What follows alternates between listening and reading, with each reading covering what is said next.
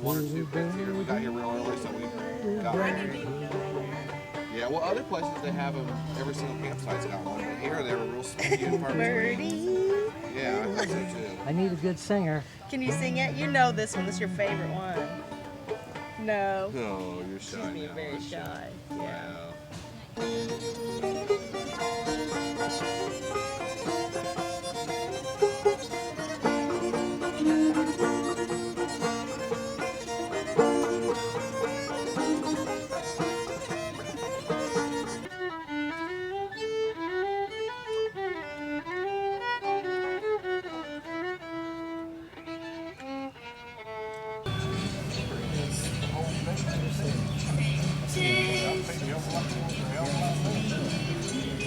She's telling me something.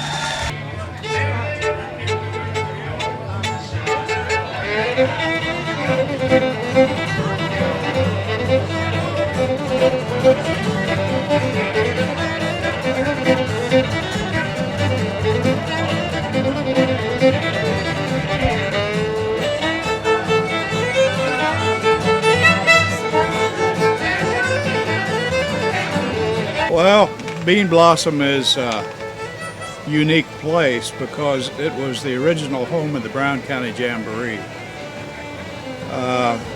Back in about 1939 or 40, there was a little roadside show down in Bean Blossom that outgrew the road because they were blocking traffic every Saturday night. So many people came to see it. So Mr. Rund, Francis Rund, had some property, this property here, and he put up a big circus tent on the property about 1941 or so, and they had a show what they called it Brown County Jamboree.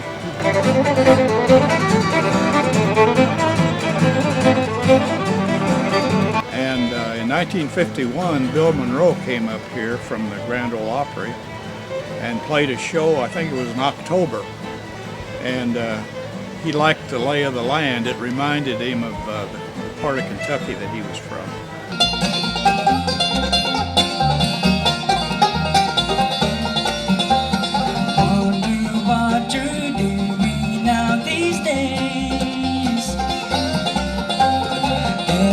Saw you there, what would I say? 'Cause I used to blind every word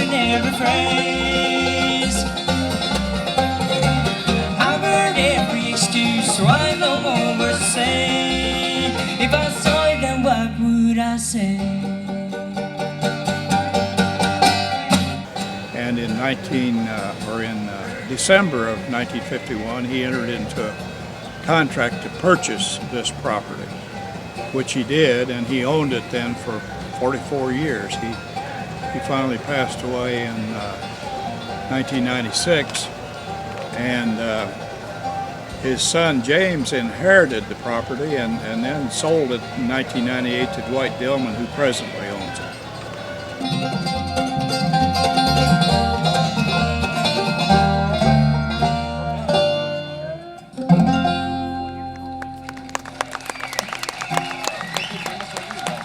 This song I'm singing on this stage today goes this way.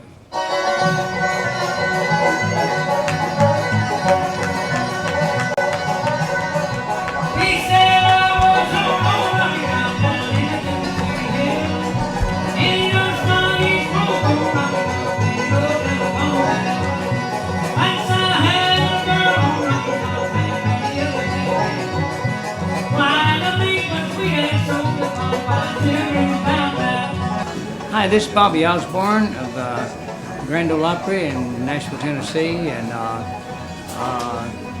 the band I have now is Bobby Osborne and Rocky Top Express, and the Dana Cups with the 5-string, my son Bobby Jr. with the acoustic bass, Joe Miller with the rhythm guitar, and Jim Graves with the dobro guitar.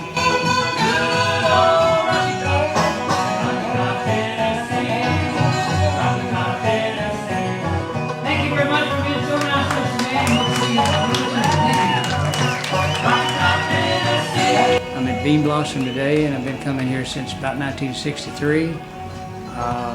It's always been a place to go to play every year for me and my brother and all the guys that have worked with us down through the years. And today is no exception. I'm glad to be back, and I'm going to come back for the September festival this year too.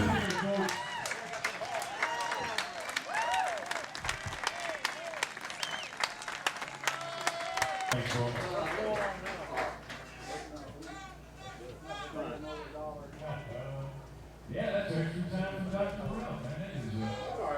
That's a sweet observation I see from Bluegrass fans are all over the world now. I'm in other countries. I've been in other countries, and a lot of them don't have the lingo that us country people have, you know. In talking, I'm talking about up east, they'll say, they say the words, but they don't say them like we do down here. So, and that's just the country way of saying it, and their way of saying it up east. And of course, in Japan, it's totally different, and the other countries. But I think a bluegrass fan is, regardless of where they're from, or whatever, they're ordinary people, and they love this music.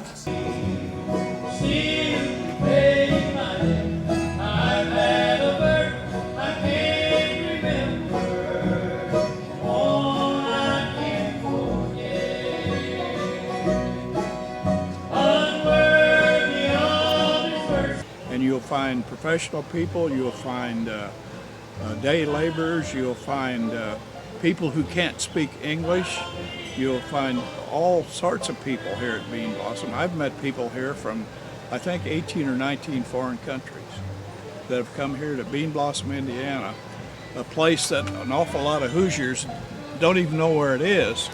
But through bluegrass, all of the bluegrass fans know where Bean Blossom, Indiana is. So it's become a kind of a unique place.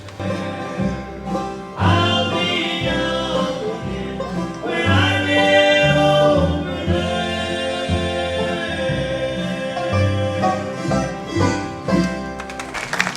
All right, thank you. Of course, I can't remember when I came. I'm Dudley Connell, and I work with a band called The Seldom Scene, and we're out of the Washington, D.C. area.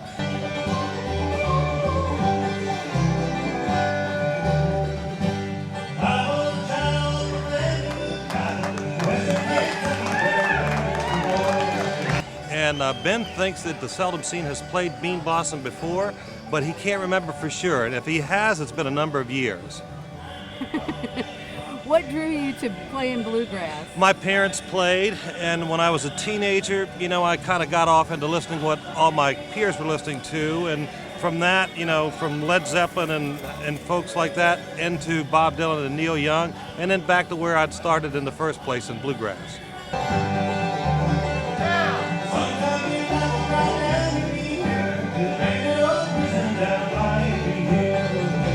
I love Bean Blossom. It's like old school. It's old style, and it reminds me of the festivals that I went to when I first got really into playing music.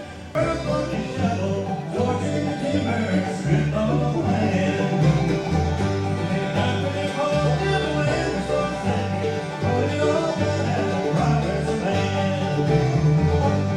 have a company called T-Shirt City, and what we specialize in is festival T-shirts. Well, Bean Blossom has always been a real famous festival, and there are actually people here from all around the world. I guess the majority of people here this weekend are from Indiana, but I run into an awful lot of people from other states, Chicago, Illinois, and New York City. What about other countries? And there's some people here from England for sure, and a guy here from New Zealand that I personally have met. People do come from all over the world. I've come 3,000 miles just for the bluegrass. They ain't got any back home, or very little. We get the odd American band comes over. It's advertised sometimes quite poorly, so I have to come here for 8 days of unadulterated bluegrass.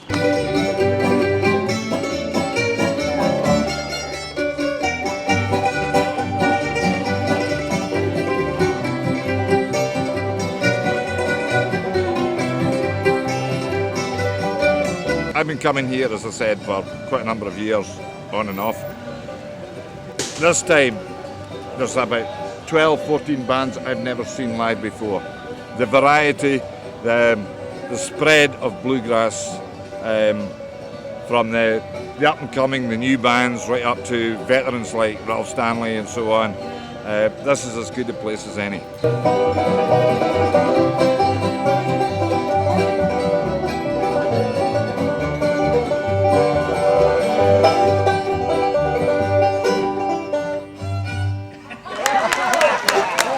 Let's hear it for Get Her Done from Ontario, Canada.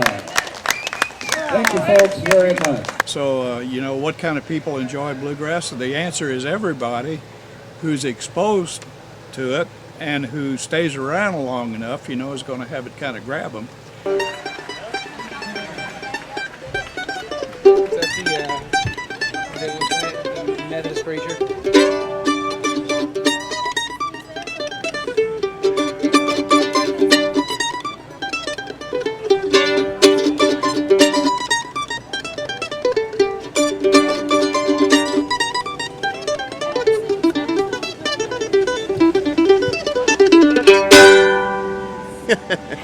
Well, I've been playing music all my life. I grew up in a musical family.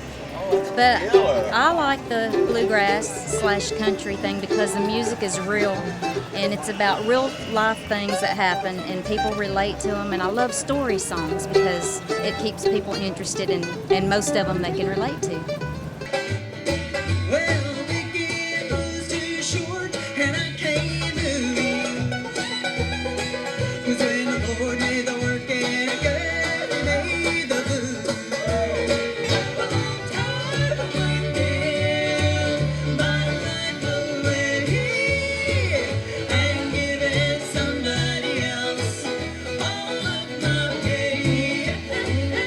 He was the first bluegrass band I was ever exposed to on live stage. And they used a theme song then called, are you familiar with Watermelon Hanging on the Vine, that tune? Yes, I've heard that too. Yeah, they used to use that as their theme song. And they came out on stage and played that. Boy, the hair just stood up on the back of my neck. I mean, it's something about the music just, just grabs you.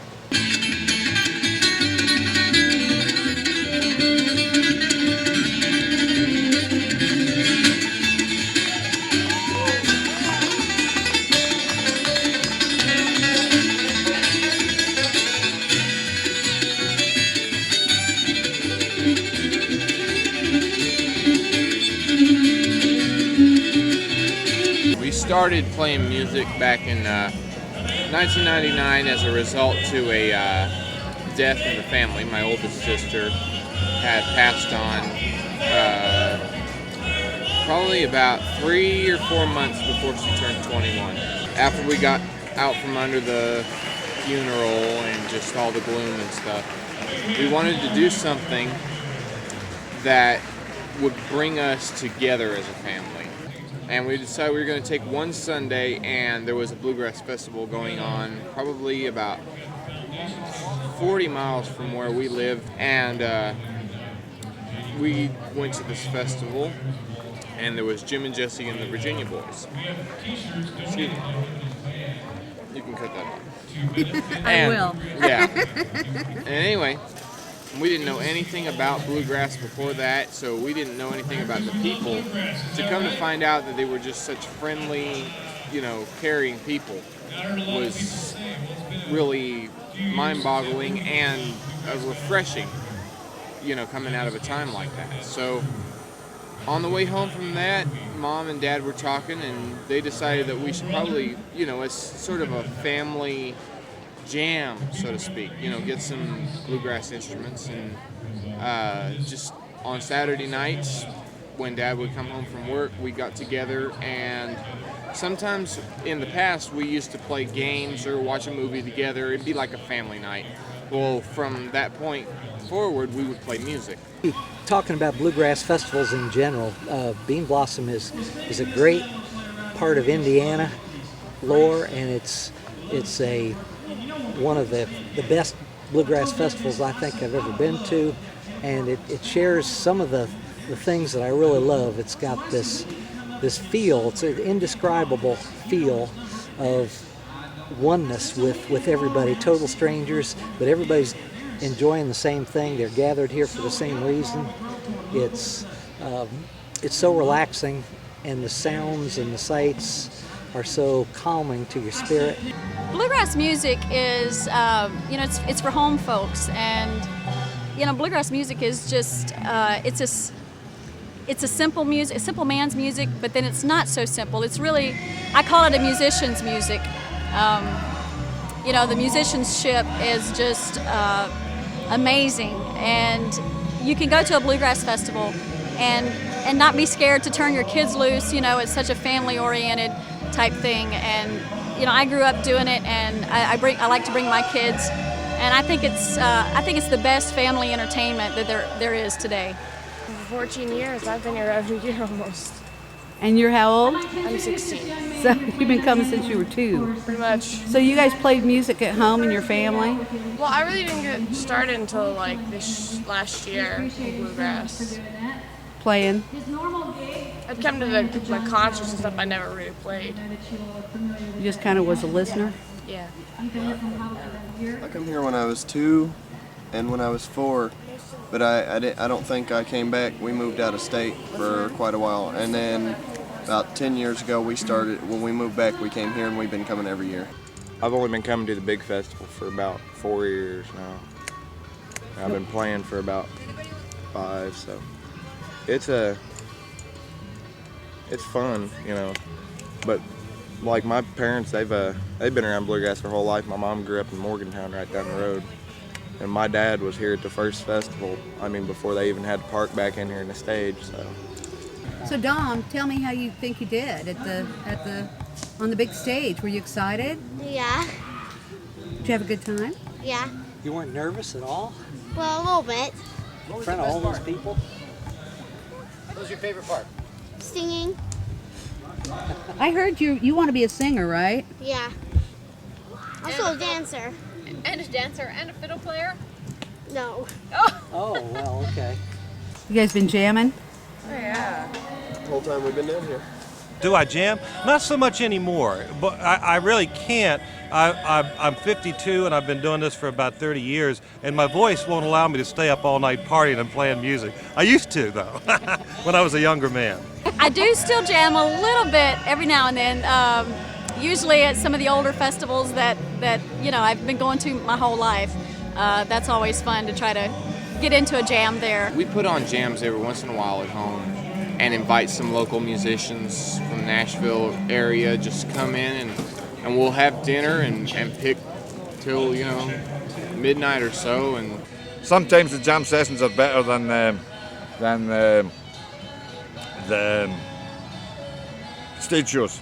Sometimes, but that might be because there could be moonshine about. So do you guys have any particular jam etiquette that you have to follow when we come to jam at your place? No. Not really. Not really. It doesn't even really have to be bluegrass. John Prine or John Mayer. John Mayer, more like. Just playing John Mayer. For me, you just go and have fun. John That's Mayer, it. You just go and have fun. bunch of It don't stuff. matter. As long as you're having fun and there's no screaming involved in it. Okay, here's the deal with the jam etiquette. If you're a beginner, it's a very good idea to stand on the outside of the jam. Don't come right in. Kind of get a feel for the level of expertise the people you're playing with have, and you get a sense of how friendly they are and whether they want you to come in. So let's say you get invited to come in. Everyone takes a turn. In bluegrass music, they'll pick a tune, and then the banjo player plays a lick. And it goes around the circle, and everyone gets a chance to play a lick on that tune if they want to. Okay, this is Crawdad Hole, take one.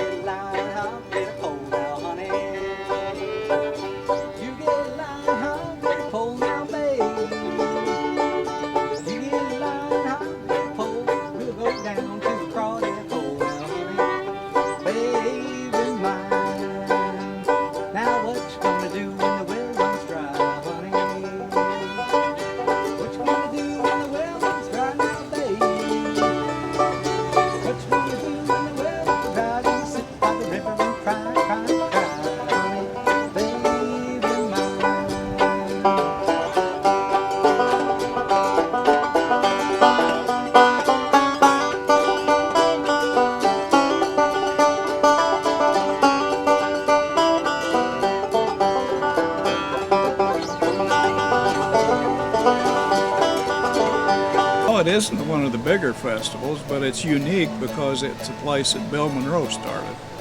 And he was the father of bluegrass music, of course.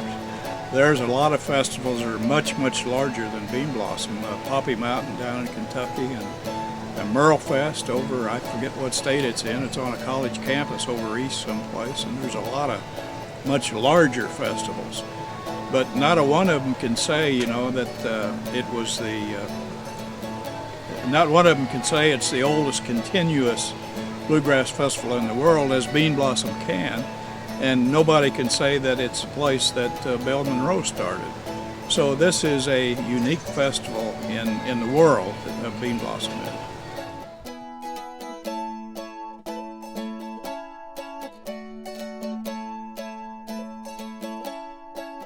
Who didn't know Johnny Depp could sing? I know. I know, he's Well, phenomenal. He can do everything. Yeah, I know. He's Johnny's cool. But anyway, back to the movie. Johnny, if you're listening, Yeah, we love Johnny. you. Yeah, we love you, Johnny.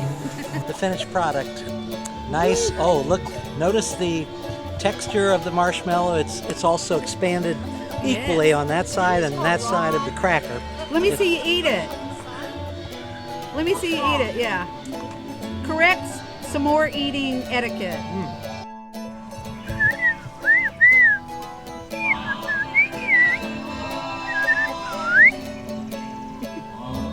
Donald W. taught me that.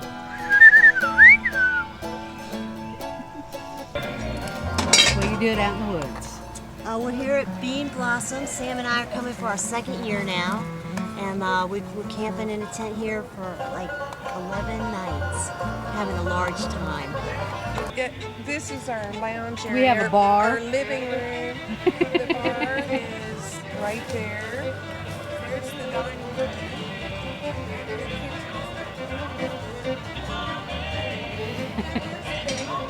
Yes, and here's the bedroom. The bedroom is supposed to have a bed. Hence No. the name bedroom. You got a bedroll. What do you want? We only have bed lamb around here. Mike, why don't you explain to us what Go happened? away. Did some guy hit your car at Bean Blossom? I heard my sister did it. Well, I just came on the scene sort of after the fact, but everybody was running around, and there were more witnesses than there were victims, I tell you. The witnesses were more excited. The victim wasn't even here. Somebody said, "Go find Mike, go find Mike." And Who was that that said that? that was you, come to think of it. Being Miss Bossy Britches. Well, tell everybody, somebody hit Mike's car 3 times. But I don't know that for a fact. I just heard that second, third hand. You know, I don't. Hearsay is not admissible in court, so. We're not in court. Oh, well then, yeah, somebody clobbered his car. And the person that started is ready to end up. They hold their foot up, and that tells everyone in the group, okay, we're going to end this song right now. Hold your foot up again. Yeah, so it's like that. Do it again. I'll tell you what, when I first started playing the fiddle, I couldn't lift my foot and keep playing. It was really hard to do, so that's something you have to learn how to do too. Lift your foot without falling over. You know, I've often thought that life should be more like a bluegrass festival. It really should. You know, the way people, you walk around and you're just talking friendly to everybody. There's no strangers. People feel free to slam into your car and then take off. 3 people in golf carts go after the guy. Yeah. And that's become their priority now for the whole day, to catch the guy. But when they do, they'll probably just pat him on the back and everybody be nice and happy. They'll hand him a mandolin and say, "Oh well, hell, we need a mandolin player, so we won't turn you in." Well, it's going to be kind of hard to play here right now. Hey, I'm a picking and you're a grinning. And tell me, Mike, what's the difference between an onion and a banjo? I don't know, Randy. What's the difference between an onion and a banjo? Well, the difference is that nobody cries when you cut up a banjo. Ooh!